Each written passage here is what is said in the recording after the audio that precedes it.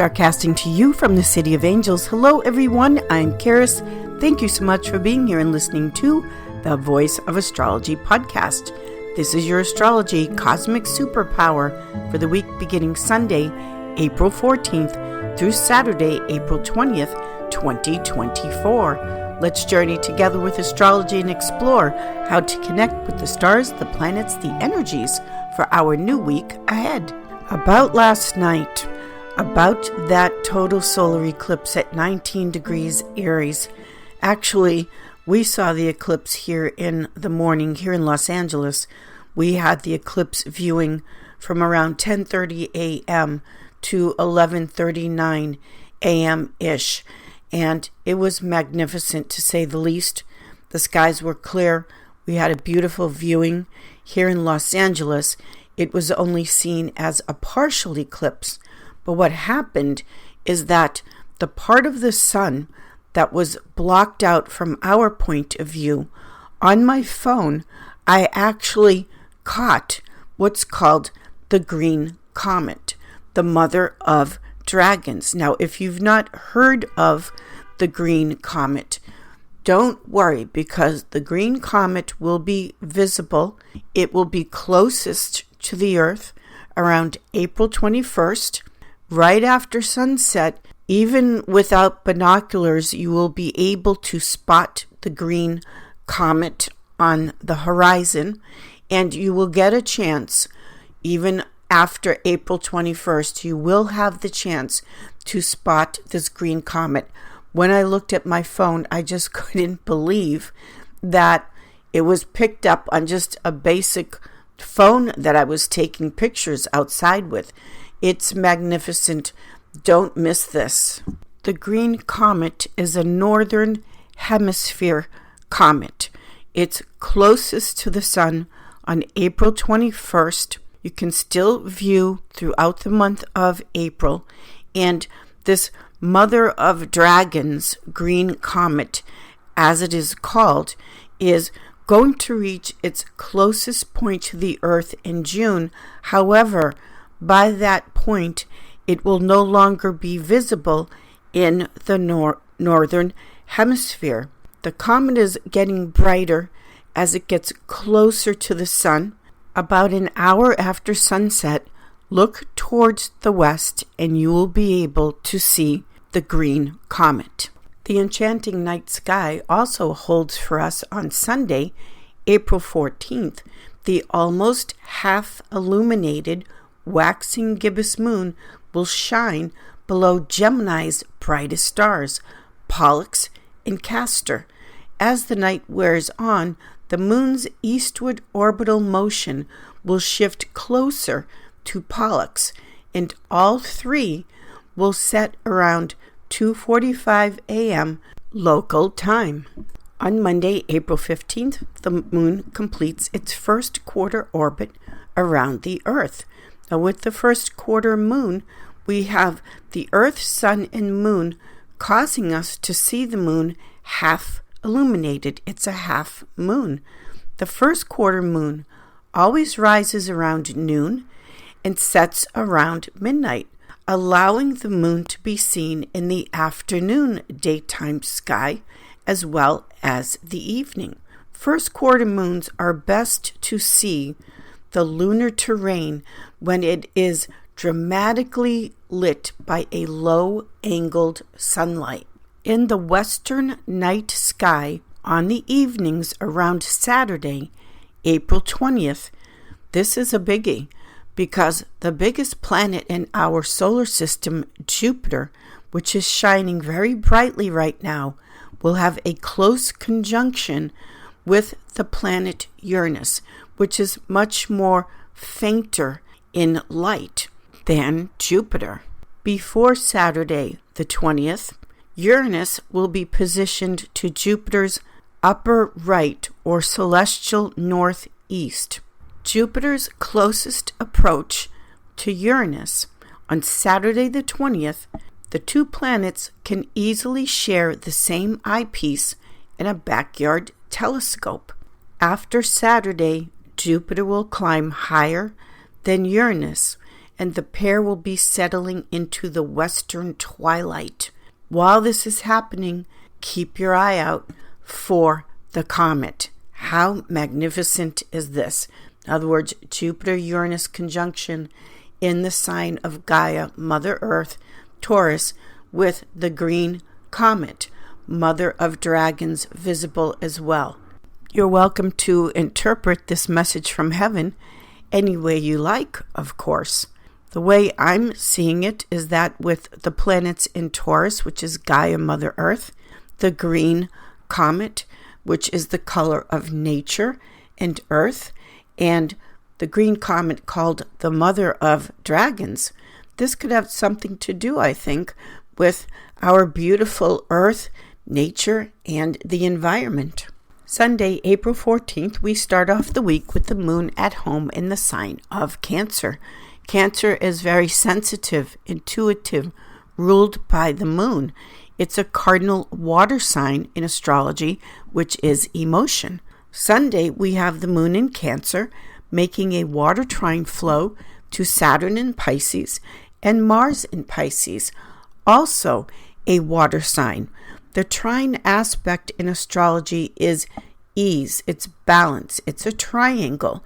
And so with the moon in Cancer, which is being connected to your emotional body and how you feel, making these water trine flows to Saturn and Mars, the greater and lesser malefics in astrology. Saturn and Mars take things away that need to go. It's necessary. So we're starting off the week with the moon feeling really content and at peace with what it is that you've released and are letting go and saying goodbye to at this time. The total solar eclipse in Aries was a combination of what needs to be eclipsed in your life at this time so that the new you, the new chapter of your life, can begin.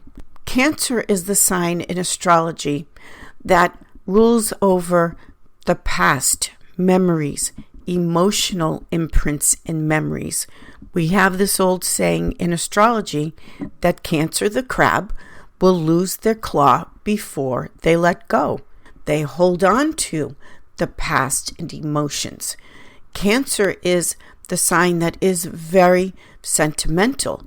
Cancer, the sun sign of Cancer, is notorious for being the worst pack rats, hoarders, holding onto things that have an emotional memory. And so for Cancer, as we start off the week with the moon in Cancer, for Cancer to be at ease, this is the moon trining Saturn and Mars, for Cancer to be emotionally content, satisfied, at peace with what they have or are about to let go of emotionally. Easier said than done, I understand this. But the astrology of the moon trine Saturn and Mars is the feeling you have, the energy of, yes, you're content and satisfied with what you are letting go or have recently let go of in your life emotionally.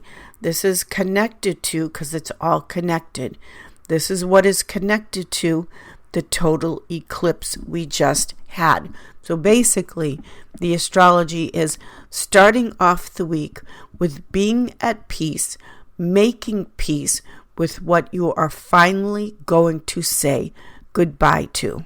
If you know your astrology chart, somewhere in your personal astrology chart, you would want to look at where this moon trine Saturn and Mars takes place, because then it gets even more specific as far as what area of your life you are okay with releasing emotionally.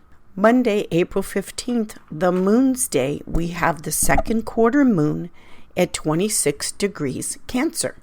The second quarter moon is when we cross from second quarter and start moving towards the full moon culmination.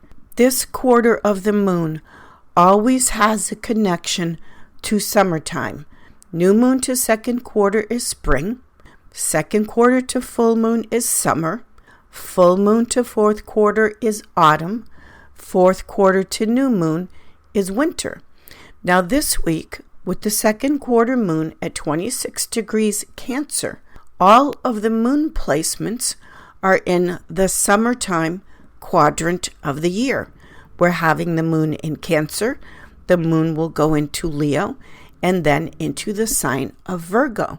So this emphasis on second quarter to full moon at 26 degrees Cancer, which brings in the third division, the third decanate, which is Pisces, Jupiter ruled, which is increase, and the moon placements during the summertime quarter of the year.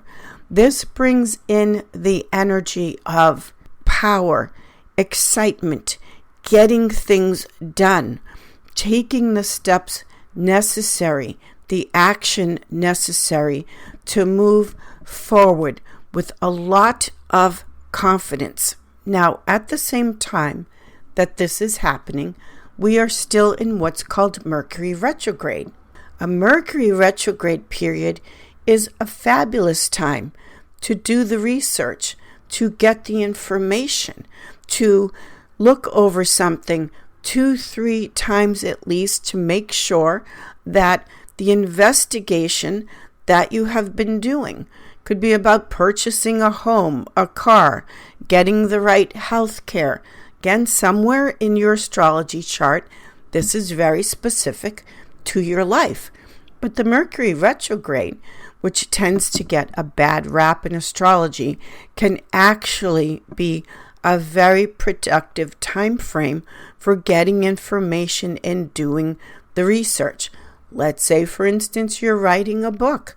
Well, there's a lot of research and investigation to be done in writing something. Or you're preparing a new creative project, let's say.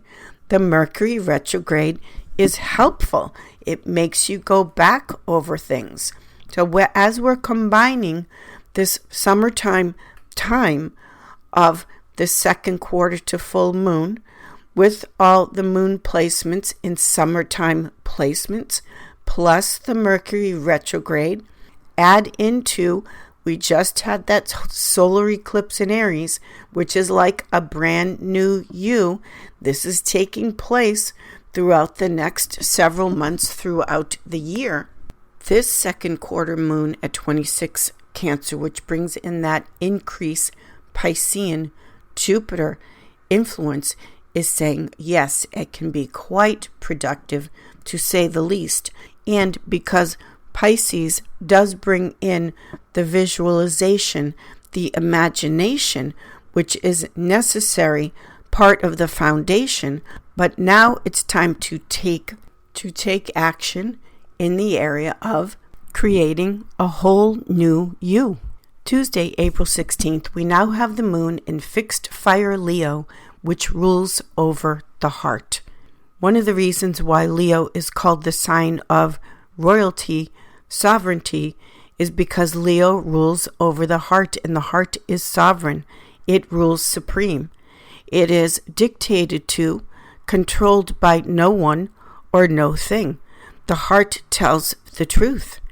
Now, on this day, the 16th, we have what's called the North Node, the true North, destiny, moving direct. When we had the solar eclipse in Aries, the North Node was retrograde, meaning a change of direction in your life, a change of destiny. Today, with the moon in Leo, we have the North Node in Aries moving forward. So this is a day of where, if you've ever had the experience where you just know, whether it's a person, a life direction, an event, a calling, where you just know and feel in your heart, moon in Leo, and soul, that something is your destiny in life. Your heart is calling to you on this day, moon in Leo, to move forward and answer the knowing of what your heart is telling you is the truth. The power you have, the cosmic connection as well, is when you know how you feel, the truth of your heart, and knowing that you have the power of following the heart, irrespective of what the outside influences may be telling you. The North Node in Aries, after the eclipse we just had, with the moon in Leo today, which rules over the heart, is like the saying we've all heard, home is where the heart is. Wednesday, April 17th, we have the moon in Leo, so romantic, making a fire trine flow to Venus in Aries, Chiron in Aries. The moon also makes a square aspect of action to Jupiter in Taurus. The blending of these energies, these cosmic superpowers on Wednesday is a lot of fun, quite romantic. It is midweek, but still, these are the cosmic energies that are taking place.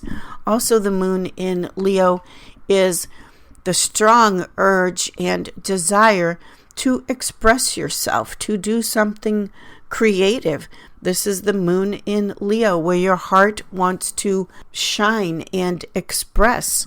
This can be quite a lovely day for letting someone know how much you care for them, how much you love them. Let that person know your true feelings, not just the romantic love interest, but people in your lives, friends, family. The energy today with the moon in so romantic, loving Leo is reminding me of the song by Stevie Wonder. I just called to say I love you. That's it. Thursday, April 18th, we have the moon in Leo making a fire trine flow to the sun, exalted in the sign of Aries. This fire trine flow between the masculine and the feminine, the head and the heart, the inner and the outer.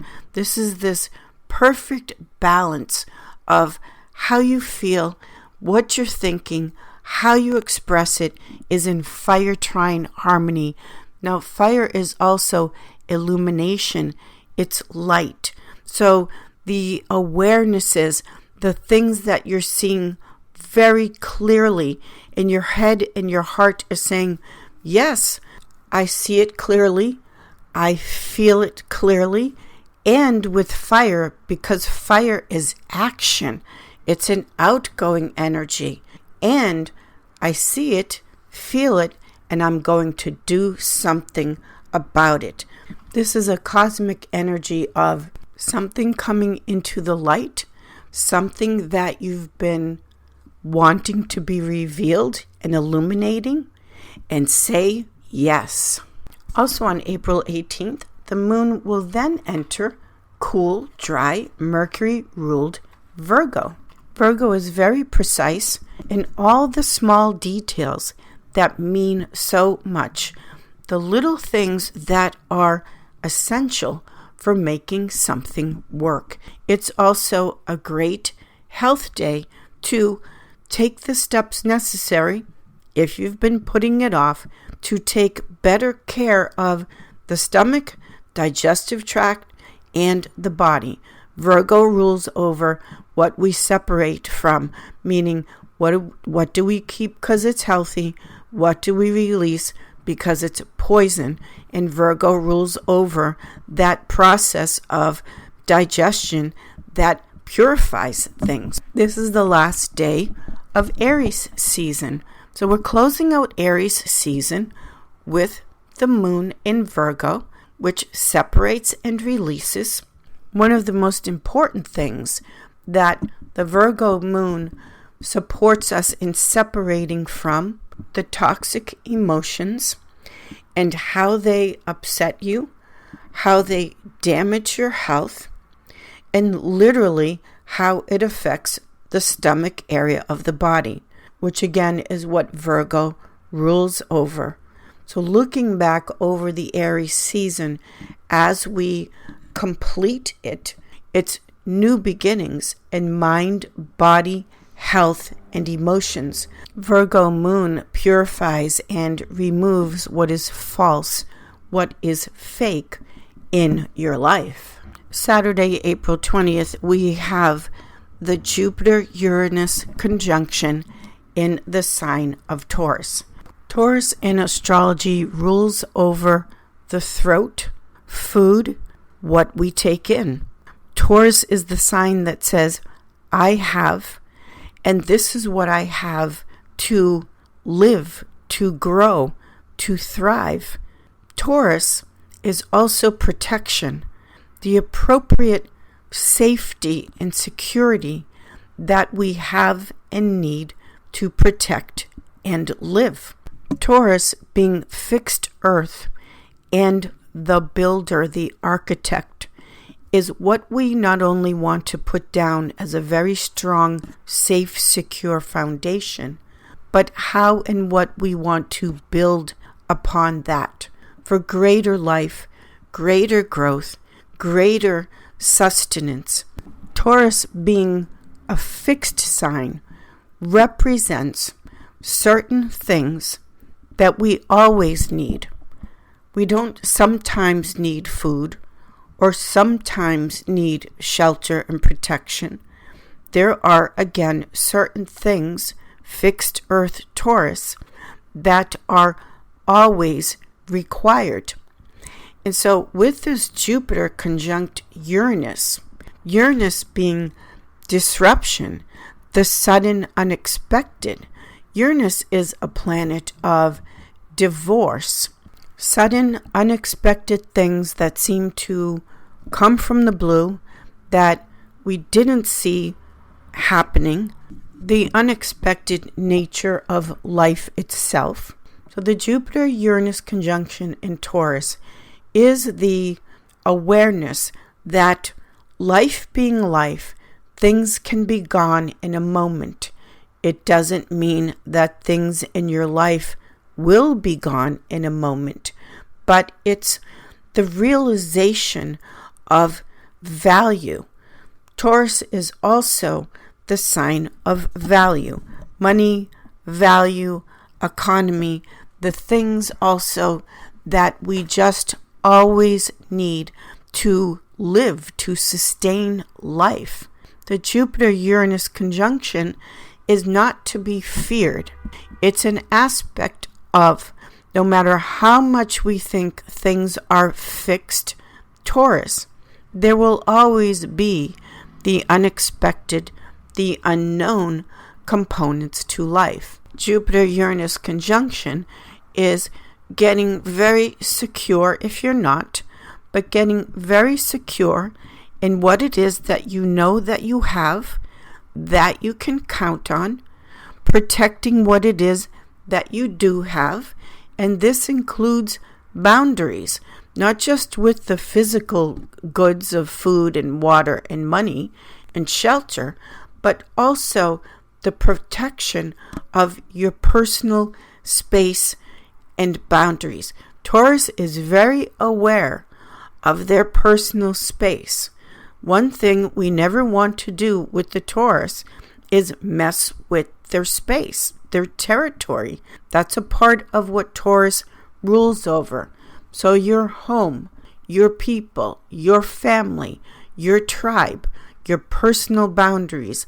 I'm really emphasizing this personal boundary component to Taurus because Taurus rules over what we take in, the throat, what we say, what is said to us.